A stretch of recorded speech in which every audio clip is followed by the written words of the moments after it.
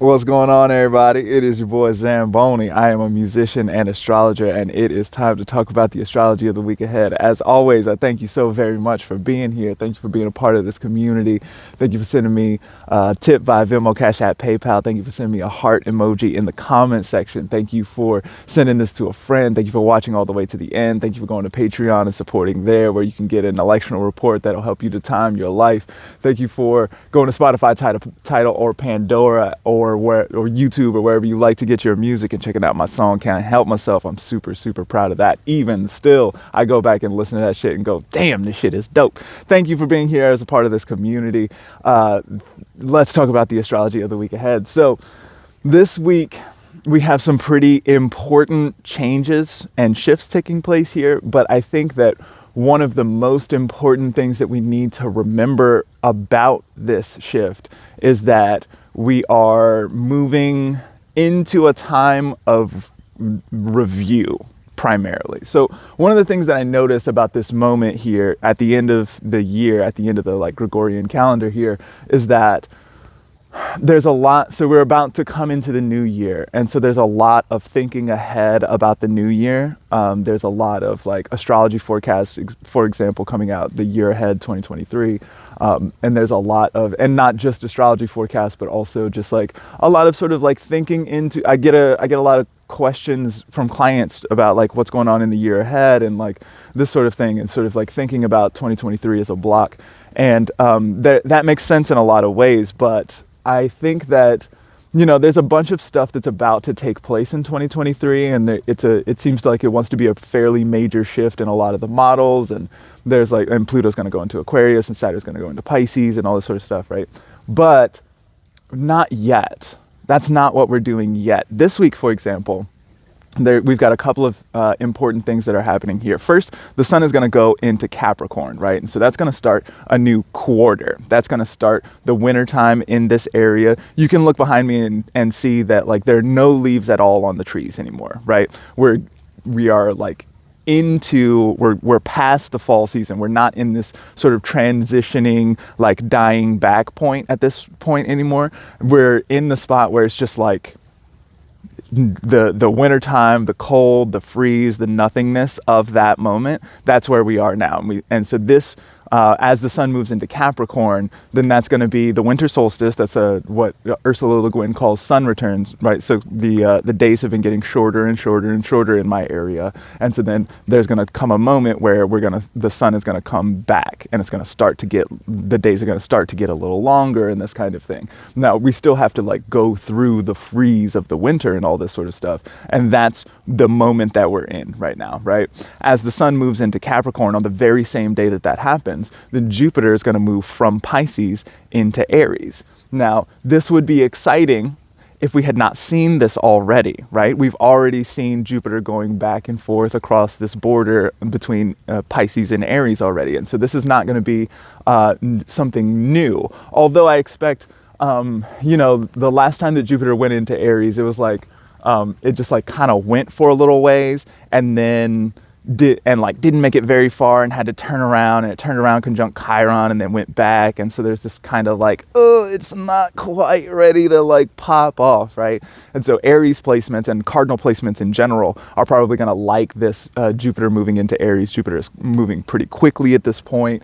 As far as Jupiter is concerned, as far as Jupiter's average speed is, Jupiter is just going to sort of blaze through Aries, which is exactly how Aries likes it, right? And so that looks like it wants to sort of take whatever had been trying to pop off the last time that Jupiter was in Aries, which was, what is this, middle of the year. That was the middle of the 2022, for a period of time. What was it, 4 months or something like this?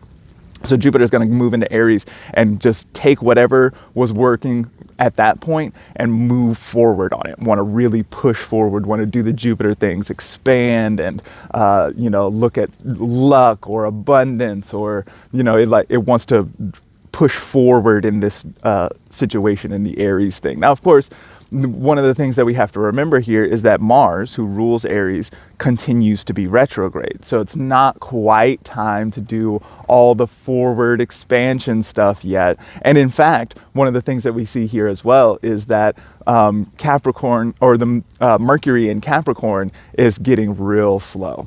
Right? We're getting very close to a Mercury retrograde. We're about to have a Mercury retrograde at the end of Capricorn. It's going to station conjunct Pluto. This is interesting because we've seen, last year we saw a Venus retrograde station at this very same spot, conjunct Pluto. And so we're going to see some more review of that sort of stuff that we saw in the wintertime of last year. So we've seen Jupiter in Aries before. We've seen a retrograde at the end of Capricorn before. And one of the things that's going to happen here as Jupiter moves from Pisces, where he rules himself, into Aries, where he's ruled by Mars, is that this puts the whole chain of command back into Saturn. So for example, Jupiter is in Aries, ruled by Mars. Mars is in Gemini, ruled by Mercury. Mercury's in Capricorn, ruled by Saturn. Saturn's in Aquarius, ruled by Saturn, right? And so what we sort of like arrive back in this moment where everything is ruled by Saturn, and it's going to be that way for a long period of time. It's going to be that way until Mercury moves from Capricorn, or not even from Capricorn. So it's going to have to go from Capricorn into Aquarius, still under Saturn rulership, then from Aquarius into Pisces. At that point, that's like 3 months from now. Because remember that Mercury is about to station retrograde and move backwards in Capricorn for a little while, right? So that's good. We're talking about weeks and weeks and weeks of Saturn being the main thing going on here. And that is what we've been doing for mad long now. It's been super Saturn time since 2018. Saturn moved into Capricorn in 2018 and then into Aquarius in 2020. And then like, it's just been Saturn this whole time. We had Saturn Pluto, and like the whole world changed when Saturn Pluto happened and this kind of thing, right? And so we are still wrapped up in this deep Saturn story. And so yes, things are moving forward. In 2023, we're going to start to see we're going to, Saturn's going to move out of Aquarius and move into Pisces. And that's going to change from Saturn ruling himself to Saturn being ruled by Jupiter. And then we're going to have to look to how Jupiter is doing in order to get an idea of what's going on with the Saturn stuff, right? And so that's going to be a major change. But not until March. That's going to be happening. So we've got a whole quarter left of review of the Capricorn stuff, for example, right? We've got a Mercury retrograde where we're going to review Capricorn and Pluto dynamics. Pluto in Capricorn, we're going to have a moment here where we're going to look back at Pluto in Capricorn. That happened, Pluto moved into Capricorn in 2008. There was a major financial shift that happened in 2008, for example, among many other things. The president of the United States was a black dude that year, and that was like a really big deal for a lot of reasons.